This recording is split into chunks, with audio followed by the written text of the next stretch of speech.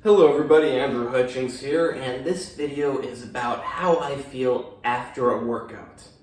Now, of course, every workout is different.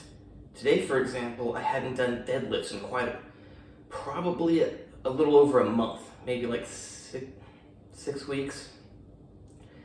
So I only did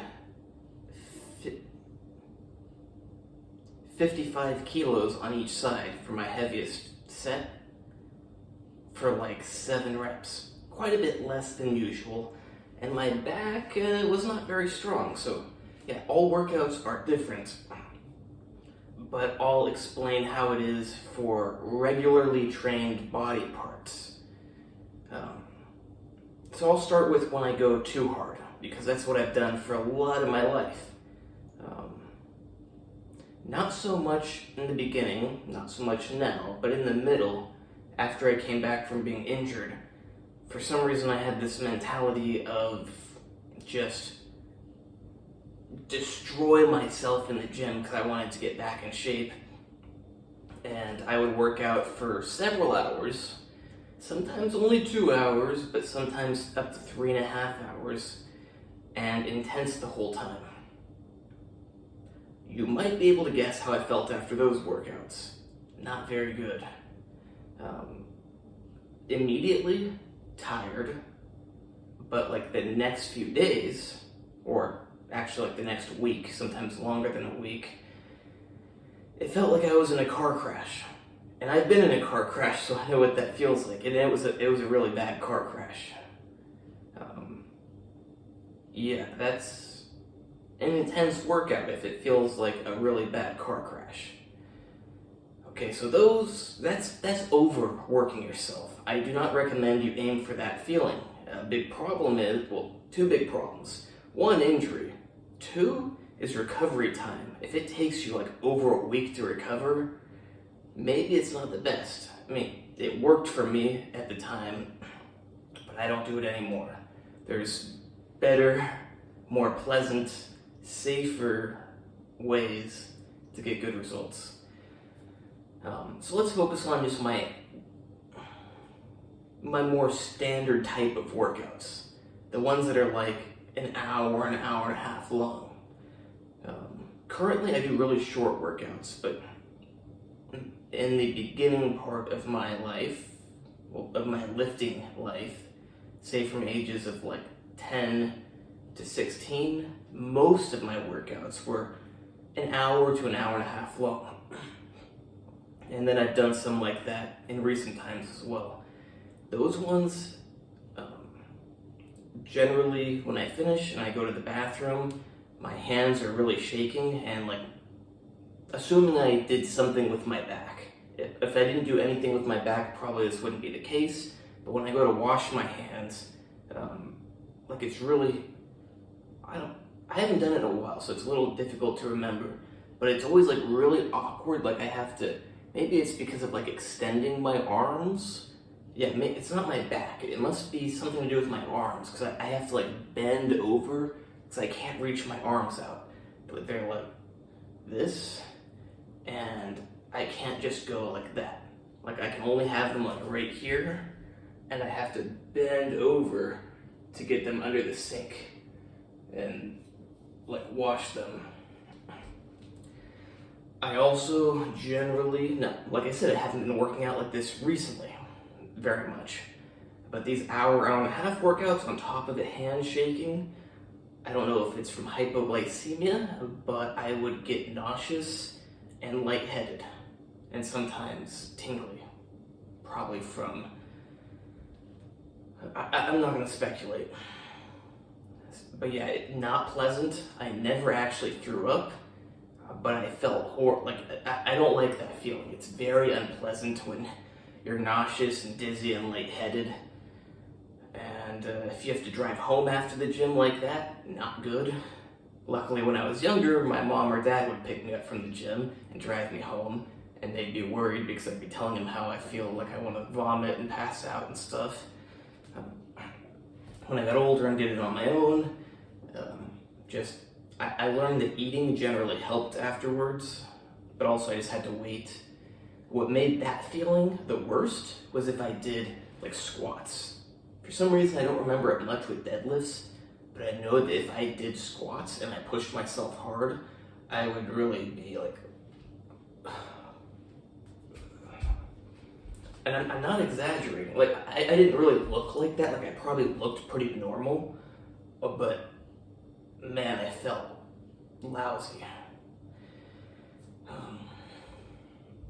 So how am I now? Well, you have to take into consideration that my workouts now tend to be, most of them are like 20 to 30 minutes. That may sound like I'm wimping out, but I've learned how to target my muscles much better.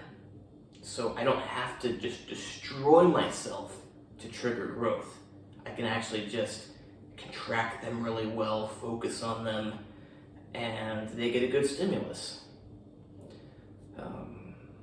So generally after my like 20-30 minute workouts, I leave the gym, I'm feeling great. Like almost every single time I leave the gym, I'm thinking, why didn't I do this earlier in the day? I feel amazing now. And generally I go at night, so I'm like, I feel amazing, but I need to go to sleep. And during the day, before I go to the gym, I'm not gonna lie, I generally don't feel the most outgoing and energetic and motivated to do stuff. But after the gym, I'm a different person. And that's why I need to push myself to go to the gym each day and not wait till the end of the day, because then it's kind of a waste. It's always hard for me to push myself to go to the gym, and the irony is I love working out in the gym, but I get stuck at home. Luckily I have a nice home, and I just get kind of down and not wanting to do anything. But always once I get outside, especially if I go to the gym, I feel amazing. So keep that in mind. Soreness. Well, for the car crash workouts, you can imagine I was pretty sore. Like, I was sore enough that it was like a disability. For the hour and a half workouts, normal sore, like sore but not car crash sore. What's interesting is sometimes those car crash workouts, I would not be like shaking and stuff at the end.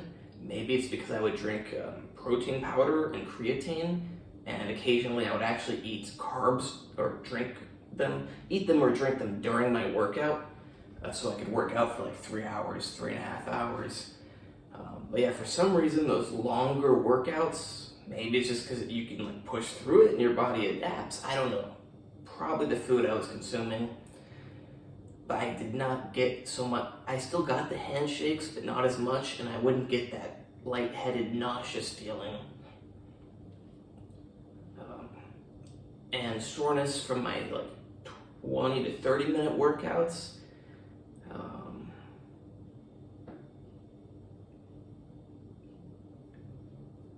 Not quite as much soreness as my hour and a half workouts, but I think it has more to do with, I don't know exactly, because I haven't done the hour and a half workouts in a while, so I get similar soreness, probably a little bit less. I would consider it moderate soreness. It's a good amount. I don't like to be too sore, and I don't want to be under sore. But as you get used to certain movements, it's likely that you'll get less sore from them. So it's usually when I mix things up that I'll get really sore.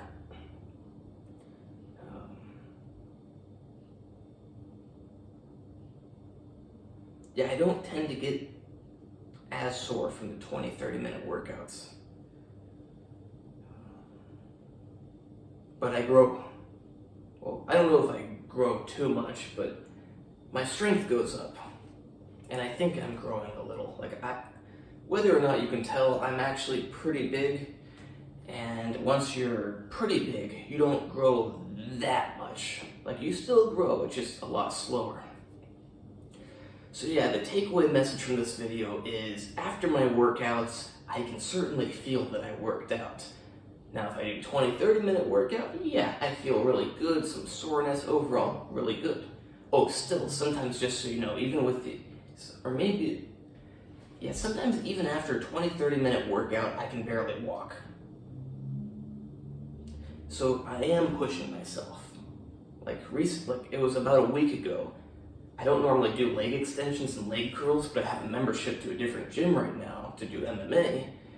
And after MMA, I go to the leg machines. I did 4 sets of extensions, 4 sets of curls, and a few sets of calf raises.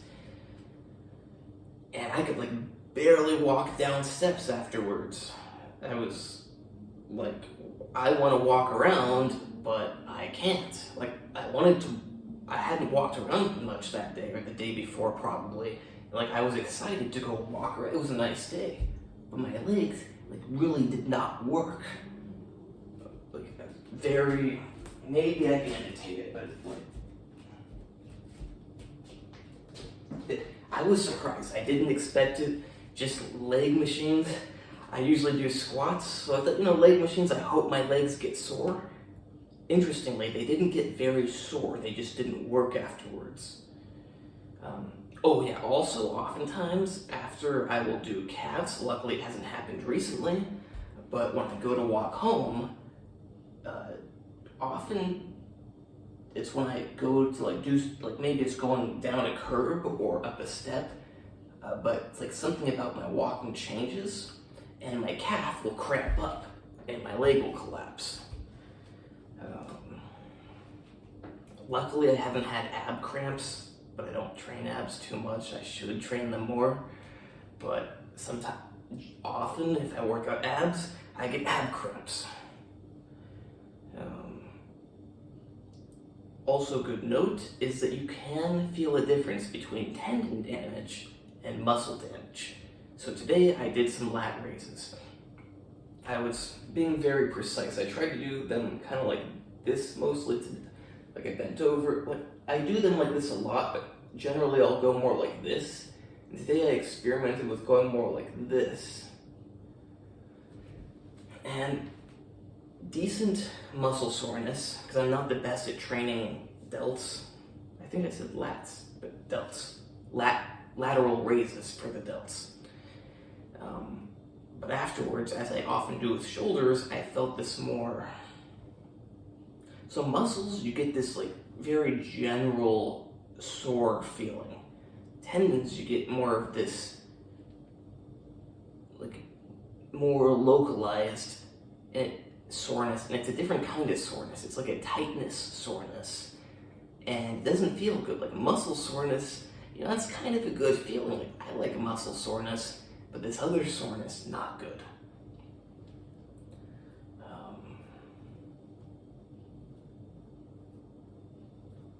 Also, if I have a really good workout, especially if it's full body, and I try to go to sleep afterwards, my body will be much too stimulated, all sorts of muscles will be kind of spasming and stuff.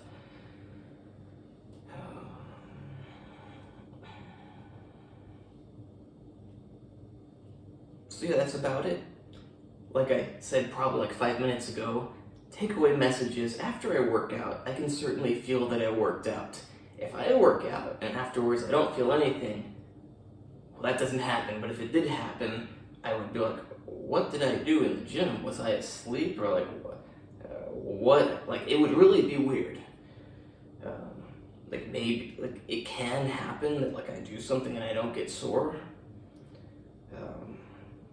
But yeah, it doesn't really happen because I try to lift weights in the gym to build my muscles, not just to move the weight. So if you are working out and you don't really feel anything, perhaps you need to work out harder. And if you're working out and you feel like you were in a car crash and you can't work out for another week or two, perhaps you need to work out less hard. Hope you like this video. Please like, subscribe, and comment. Check out my other videos, whether they're there or there, and you can click on my icon wherever it is and scroll through them. I've got a website, andrewhutchings.org, where you can hire me for training, consultations, plans, whatever, coaching. Same with diet and supplements. No medical advice because I don't have a medical license at this time, but you can hire me for medical information, and the only difference is I don't tell you to do it. I just give you the information and you decide. And if you've got tendonitis, I highly recommend you go on Amazon right now, open up a new tab, type in a systematic guide to defeating tendonitis. Probably your keyboard is more down here, but who knows, maybe you keep your chair real low and it's up here. And then find the fastest shipping option and get it ASAP, because you don't want to live life in pain. You don't get time back. You want to get rid of that pain as soon as you can, and you can get rid of it in 3 to 4 weeks most likely. So get on that. Don't keep waiting. And my Instagram is natural_true_fitness.